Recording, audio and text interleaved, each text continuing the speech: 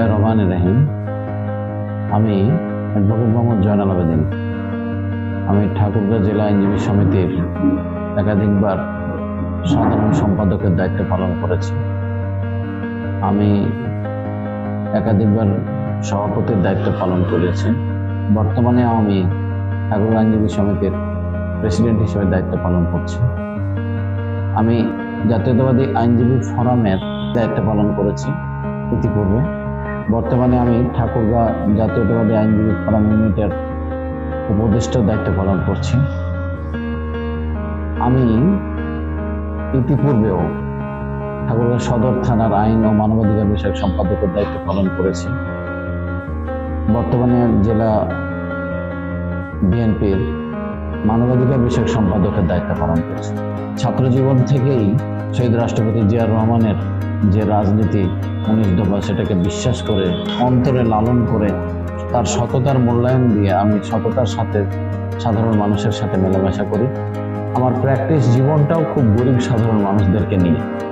সত্যিকার অর্থেই সাধারণ মানুষ যেন ন্যায় বিচার পায় এবং বেশিরভাগ বিনামূল্যে পায়, এইভাবে আমি আমার প্রায় 29 বছর ওকালতির পদার্পণ হয়েছে। আমি 29 বছরে আমার দৃঢ়তার সাথে বলতে পারি যে কোনো মানুষ আমার দ্বারা কষ্ট পেয়েছে এরকম কোনো নজির নেই। আমি ইতিপূর্বেও এই ফ্যাসিস্ট আওয়ামী লীগের যে মামলা মোকদ্দমাগুলো ছিল, যে আমার দলকে নির্যাতন করেছে, সেই সময় আমি সকল মামলাগুলো বিনা পয়সায় চালিয়ে মানুষদের সেবা করেছি। বিশেষ করে আমি পীরগঞ্জ রানী শঙ্করবাসীকে এভাবে সেবা প্রদান করেছি যে তাদের যতগুলো মামলা আছে সবগুলো মামলা আমি বিনা পয়সায় চালিয়েছি এবং তাদেরকে তাদের সাথে বন্ধুত্বের মতো আচরণ করে আমি তাদের যারা জেলেও গেছিল তাদের বাড়িতে গেছি, খোঁজখবর নিয়েছি, সাধ্যমতো যা পেরেছি তা করেছি। আবার জেল থেকে বের হলেও তাদের বাড়িতে গেছি এবং সাধ্যমতো যা করেছি। ফ্যাসিস্ট আওয়ামী লীগের যতগুলো নির্যাতনের শিকার হয়েছিল যে সমস্ত লোকগুলো, আমি তাদেরকে আমার নিজের নির্যাতন মনে করেছি যে মিথ্যা নির্যাতন, মিথ্যা মামলা করে হয়রানি করছে, আমি তাদের সাথে ছিলাম, বিপদে আপদে তাদের সাথে আমি ছিলাম।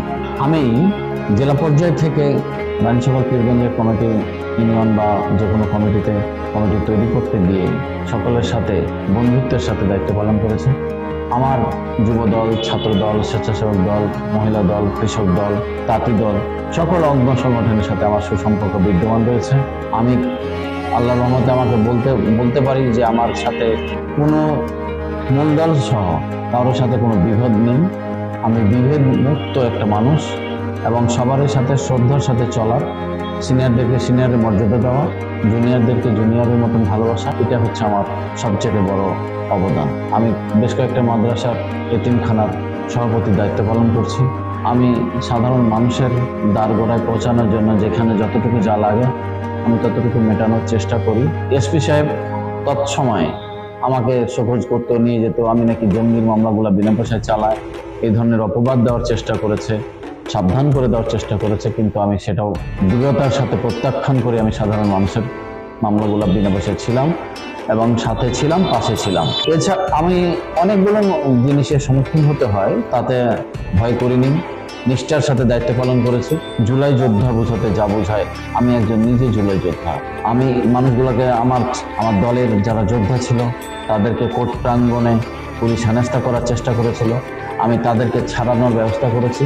ফ্যাসিস্টদেরকে পরাজয় করার জন্য যেখানে মিছিল, মিটিং এবং আমি নিজে পিকেটিং করেছি, রিক্সার পাংচার পর্যন্ত আমি করেছি আমার দলকে বাস্তবায়িত করার জন্য। আমি তখন বুঝিনি যে আমি বারের প্রেসিডেন্ট, তখন বুঝিনি আমি বারের সাধারণ সম্পাদক। আমি বুঝেছি আমি একটা দল করি, জাতীয়তাবাদী দল। আল্লাহ মহান রাব্বুল আলামিন যদি আমাকে কবুল করেন, আমি পীরগঞ্জ রানী শঙ্কর 3 নম্বর আসনে আমি পদপ্রার্থী। আমার নির্দিষ্ট ভোট ব্যাংক আছে। এছাড়া আমি সাধারণ মানুষের কাছে আমি মনে করি যে মামলা মোকদ্দমা থেকে শুরু করে সমস্ত কিছু যখন সাহায্য সহযোগিতা করছি, তখন সকল মানুষই আমাকে চায় যে একজন নির্ভেজাল, একজন ভালো লোক, একজন যা মানুষের সেবা করার লোক, এরকম লোক চায়। এক্ষেত্রে আমি একজন সুপ্রতিষ্ঠিত প্রার্থী হিসাবে প্রকাশ করেছি। ইতিপূর্বে আমি 17 বছর থেকে মানুষের দ্বারে দ্বারে ঘুরছি। ইতিপূর্বে অন্যান্য দলের অঙ্গ সংগঠনের দায়িত্ব পালনকালে আমি সমস্ত মানুষের কাছে গেছি, সবাই আমাকে চিনেন, সবাই আমাকে জানেন। অ্যাডভোকেট জয়নাল আবেদিন বলতে সব মানুষের মনেই করে যে একটা ভালো লোক। এটা আমার আত্মবিশ্বাস আছে আল্লাহর রহমতে। তাই আমি চাই যে একটা মানুষ ভালো মানুষকে বেছে নিক, পীরগঞ্জ রানীশঙ্কল একটা ভালো মানুষ পাক, এটা আমাদের প্রত্যাশা। আমি এই অবহেলিত ঠাকুরগাঁও আমি দায়িত্ব পালন করতে পারি। আমার মনে হয় এখানে মাদক মুক্ত সমাজ, দেশের মানুষ শান্তিতে থাকবে।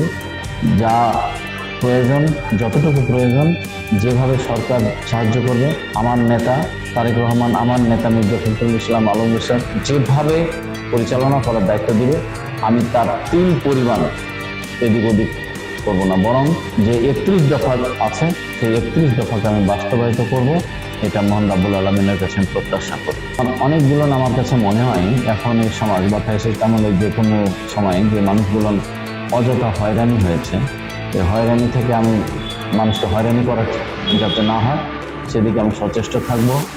স্কুল কলেজ প্রতিষ্ঠানগুলো নিয়ে অন্যায় ভরে গেছে, এই সমস্ত জায়গাগুলোতে যাতে করে অন্যায় না হয়, নিয়োগ দুর্নীতি না হয়, সমাজে যেন হালাল পথে মানুষ চলতে পারে, এই সমস্ত কার্যক্রম করার জন্য আমি চেষ্টা করব।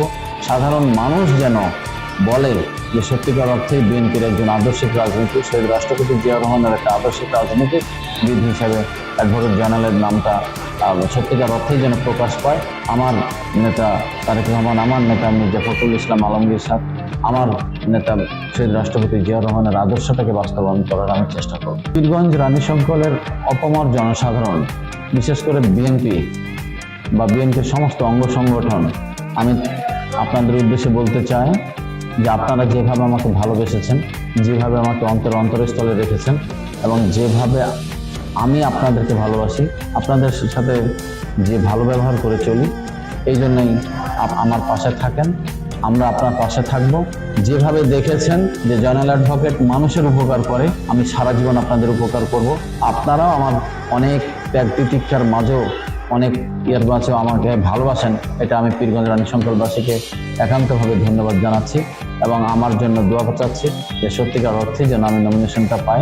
নমিনেশনটা পাইলে, বিএনপি থেকে নির্বাচিত হলে আপনাদের যে মনের ইচ্ছা এবং আকাঙ্ক্ষা বাস্তবায়ন করবো ইনশাল্লাহ, এবং আপনাদের সাথে মিলেমিশে থেকে কাঁধে কাঁধ ভর দিয়ে এবং সত্যিকার অর্থের তারুণ্যের জয় হোক, এই প্রত্যাশা রেখে আবারও রানীশঙ্কল পীরগঞ্জবাসীকে আমার অন্তরস্থল থেকে ধন্যবাদ জানিয়ে আমি আমার বক্তব্য শেষ করছি। আসসালামু আলাইকুম ওয়া রাহমাতুল্লাহ।